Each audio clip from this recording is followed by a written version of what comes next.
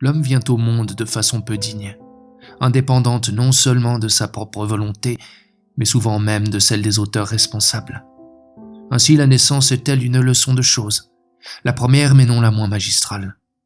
La nature nous dit, comme elle nous le répétera plus tard jusqu'à la nausée, « Tu es le plus faible, tu dois te laisser faire ». Naître n'est que la première étape d'une longue série noire.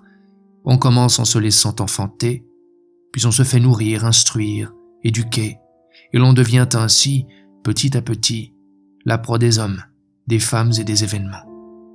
Et l'habitude est si bien prise qu'il devient bientôt impossible de remonter le courant. Nous n'avons jamais eu le choix.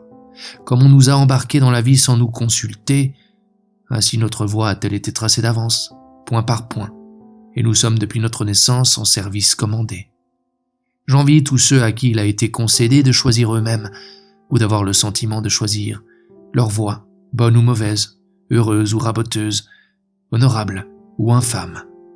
Au moins ont-ils eu la satisfaction ou l'agréable illusion de tenir un instant leur destin entre les mains.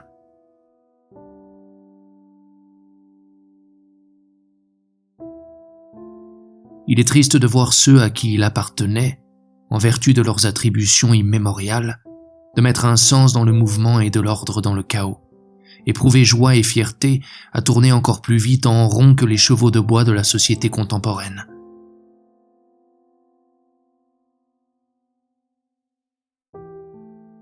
Le bon Dieu a travaillé 6 jours selon la Genèse, et il s'est reposé le 7e.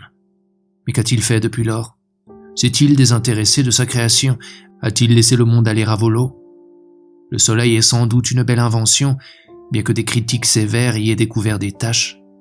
Les étoiles sont aussi très réussies, quoique nous trouverions peut-être à y redire si nous pouvions les voir de plus près. La mer, la montagne, les arbres, les fleurs, tout cela n'est pas mal pour un débutant. Et si le Créateur n'avait rien fait d'autre, il mériterait qu'on lui frappe affectueusement sur l'épaule pour le féliciter de son travail et l'engager à faire encore mieux à l'avenir.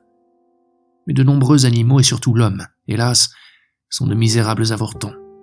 Un artiste consciencieux aurait dû se rendre compte qu'il avait failli à sa tâche et que l'ouvrage raté devait être refondu. Dieu aurait dû avoir à ses côtés un critique bienveillant mais judicieux pour lui montrer les imperfections de son œuvre et l'empêcher de se dire chaque soir, comme il est rapporté dans le compte-rendu, « Voilà qui est bien, voilà qui est beau ». C'est là un témoignage d'autosatisfaction béate indigne d'un démiurge.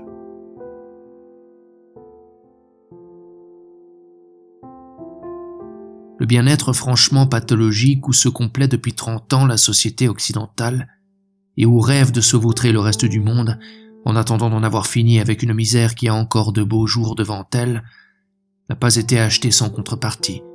Richesse accrue pour les uns, calamité nouvelle pour les autres, mais pour tous une inflation de mirages qui sont autant d'atteintes sournoises à la liberté d'être au singulier.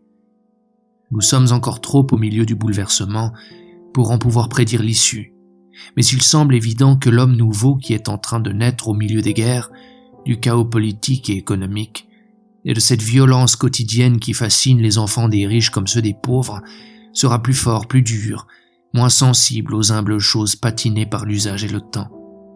Il sera un adorateur de la technique en ses précaires avatars, de la mode en ses changements incessants, du mouvement, du bruit. Il brûlera les trop sages idoles au pied desquelles nous avons fait fumer notre encens désuet.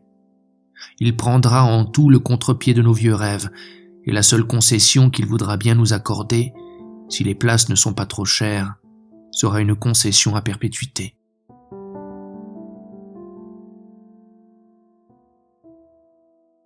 Méfions-nous de cette paix de l'âme que recommandent les sages.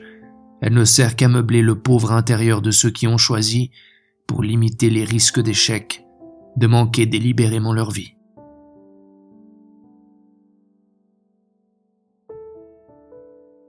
Les hommes sont ainsi constitués qu'ils préféreront toujours un agréable mensonge à une évidence hérissée de piquant. La comédie, qui s'accommode au fond de tous les genres et que les meilleurs auteurs ont rêvé tour à tour divine et humaine, louvoie souvent mieux que la philosophie entre les pièges tendus à notre goût immodéré de l'erreur. Raillons donc pour ne pas dérailler.